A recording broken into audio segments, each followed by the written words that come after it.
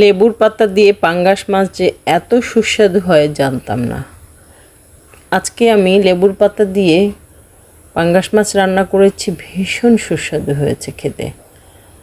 Hello everyone, আসসালামু আলাইকুম।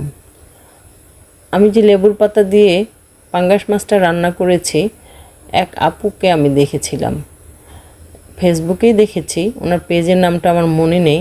সেদিন থেকে আমার খুব ইচ্ছা ছিল যে আমিও একদিন লেবুর পাতা দিয়ে পাঙ্গাস মাছ রান্না করব। তো খেতে কেমন করে, তো ঠিক আজকে রান্না করেছি। আমি দুপুরে রান্না করেছি, খেয়েছি, কিন্তু ভীষণ সুস্বাদু হয়েছে। তো আসলে রান্নাটা একটা শিল্প, রান্নাটা আর্ট। আমরা এক একজন এক এক রকমের রান্না পারি, বেশ ভালো লাগে।